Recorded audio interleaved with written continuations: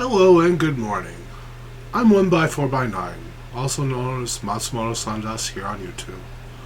Now, I do apologize for literally taking over 3 months, almost 4, for getting around to making a video, but my health has not been great as of late. Working on improving that, but that's a subject for another day. So, what I'd like to talk about today is sour gas boilers. My favorite topic. Now, what you see in front of you is a design that I'm going to link to in the description of the video. It's by Tartarus Plays Games. It's heavily based on his 4kg design with a couple tweaks. But as you see here, it works great. It constantly produces enough natural gas to run 30 generators flat out as advertised. The logic control is a little bit complex, but it's nothing that's not unmanageable. So, in talking with my Discord member Tetrikitty, also on the Oxygen Not Included Discord, she was discussing the need, finally, for a 4kg a second sour gas boiler. I immediately referred her to this design. She hated it. She said it's too large, it's too wasteful, pipe spaghetti, automation's a mess, some of the things she doesn't think make sense. A lot of criticism about it. Me personally, I think it's a fantastic design, especially for a beginner looking into getting into sour gas boilers. But still, she came up with some tweaks to the design that, well, didn't exactly work out well. Did a lot of no-nos in sour gas boiler design. Now, please understand, I'm not trying to poo-poo Tetrikitty by any means. She is one of the very most talented and knowledgeable Oxygen-included players I know. I would say on the same level as Tony Advanced Oni or Francis John, if not more so, more advanced. But she had a go at this design, and while I'm not going to show you what she did in this video yet, unless there is demand for it, if there is, I'll show you her design and see what she came up with. But she was like, it's too big, make it smaller. So I took that as a personal challenge. A few hours later, this is the result. As you can see here, working phenomenally, also powering 30 natural gas generators flat out. Well, almost flat out. I'm surprised there was that little stop there. 19.9, come on, trip. There we go. So yeah, there's occasionally there's stops, but for the most part, it's going to run enough for you to draw the full 20 kilowatts of available power minus the 4 kilowatts of peak overhead. So, considering this is a space death save, I took it upon myself to use one of the new metals, specifically cobalt. The beautiful thing about cobalt is that while you don't get an overheat bonus with it, it does have the third best thermal conductivity in the game. Now, cobalt tile here, if I pull up the properties, it has a thermal conductivity of 100. And considering, especially on the swampy starts, you get oodles of cobalt ore. It works better than diamond, and it has a fairly high melting point, and its thermal conductivity is fantastic. So, for the incoming crude, I used cobalt tiles here and here. cobalt or diamond temp shift plates where possible to make it cheaper, and gold tiles where high thermal conductivity doesn't exactly matter. These are just decorative and to fill in the space, make the boiler look pretty. Because, aesthetics are important to me. I like it to look good as well as be fully functional. So, nuts and bolts. First, liquid overlay. You have naturally your source of crude oil. It's not going to be a dev pump in a survival playthrough naturally. But here is a signal switch to enable master switch to enable or disable the boiler. This liquid valve is set to 4 kilograms a second. And this splits off into 2 feeds, there's another group of shutoffs and signal switches. And each of these valves is set to 1 kilo. These bridge on into these segments, same mirrored on the other side for the incoming crude. 4 liquid vents at the top. A thermal sensor set to green if above 550 and green if below 4 kilos. That way, in case this isn't hot enough and this floods, this will eventually stop the system when it reaches about roughly 20-25 kilograms worth of liquid in these 6 tiles. It's a bit, but it's not impossible for one aqua tuner to flash, given enough time for heat to build up. Next, wrong overlay. Next, we have this thermal sensor. It says green if above negative 180. Bridges over, cools the steam turbine to a nice balmy negative 189 degrees. And here I do the same thing that Tartarus does with the liquid buffer. He typically does between 3 and 350 kilograms, but I like my boilers to be extra stable, so I usually double down on the supercooled. Feel free to still use a 300 to 400 kilogram buffer, but this is just my personal preference. It does take longer to cool down, but once it's cooled down, it takes more to warm back up. That's good for you. That's good for stability.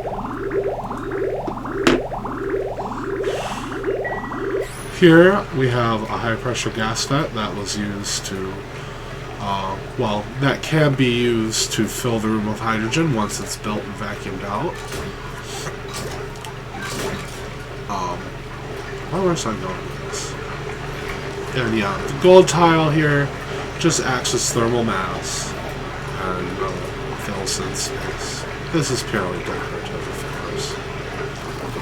course. Down here, just in case the I seen in his latest playthrough, Tartarus did not use liquid valves on the mini liquid pumps coming out of his exploit sour gas boiler. Really cool, by the way, Tartarus. I'll have to play around with that in the future and see what I can do regarding a really absurd, like 40 or even 60 kilogram a second design. That is for the distant future there, but stay tuned. I am going to play around with that, and we're going to have some fun.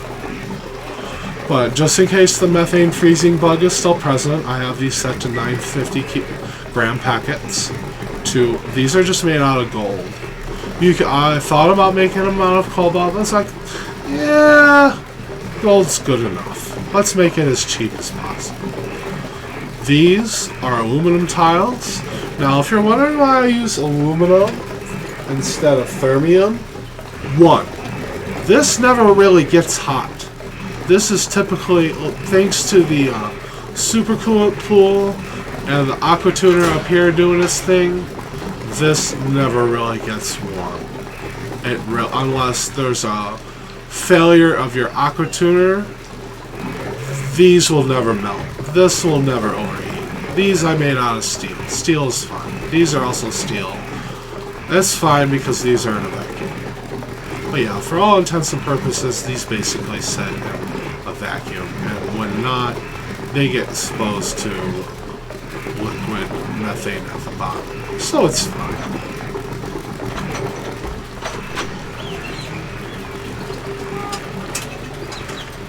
So anyways, these, under normal circumstances, these will never melt. So it's fine. Seriously, it's fine. And then the methane is bridged out through some fancy bridge foo, and it is a balmy 110 degrees by the time it gets ready to be hoovered up into these gas reservoirs to be burned off in this handsome array. For the automation,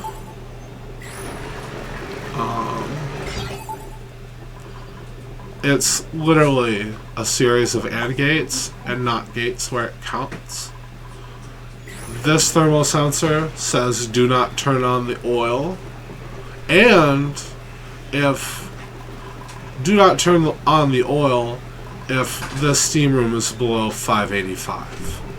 Also, if you look, that is attached to this AND gate and this thermal sensor. Basically, oh geez, this should be an OR gate. I think, shouldn't it? Jeez, I should have figured this out before I recorded. Well, anyways, I'll post a short update video and get that started. But anyways, the idea is, if this steam room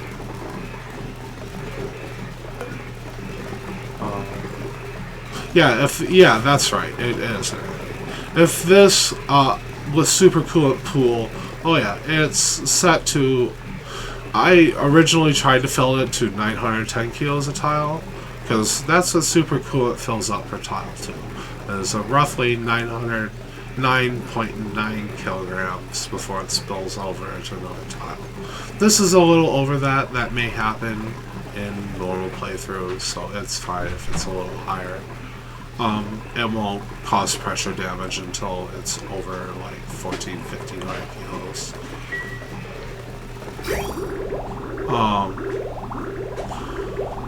Oh, I'm sorry, I got sidetracked. But this thermal sensor says turn off the aqua tuner as well if the supercoolant coming through the line is too cold. So that way, even at 185, it's still going to be warm enough to where this tile is never going to approach it. Like, you see the coolant in the pipe is like 184, and the supercoolant around it is at 176.5. You know, it's never going to get so cold where this will freeze, but this is there just on the off chance things go pear-shaped, and an oxygen not included. With my nearly 5,000 hours in the game, there's one thing I've learned. This game always finds a way to break your shit. Always. Without fail. That's why I automate things to the gills. But anyways, if all the conditions are met, this is just a 5-second filter to say, hey, you know, no immediate cold packets right after it's too warm, just to give it, to aid in stabilizing temperature swings. The last bit of automation is this thermal sensor saying green if below 725, which if it does go above 725, let's do a thing here. Oh, you see it close when it went red. That's just basically injects the extra heat over here for this steam turbine to eat happily. Now, this cannot be passively cooled. This does, because this gets so hot and this bleeds off extra heat, you do need to actively cool this with your supercoolant loop. Or alternatively use 2 thermal regulators and use the outgoing water and radiant, like gold or copper or cobalt pipe, to work in tandem with the two thermal regulators in a loop, because one thermal regulator isn't going to cut it, speaking from experience. But yeah, this basically covers it. Gas line I have bridged in this exact manner. There is no pipe between these two segments on all these segments, and that's to allow this pipe to fill up and the extra to bleed off to the other pipes, and basically keep all these generators fully fed and happy. Battery logic, this row turns on if the battery level falls below 90, 85, 80, 75, and 70 respectively.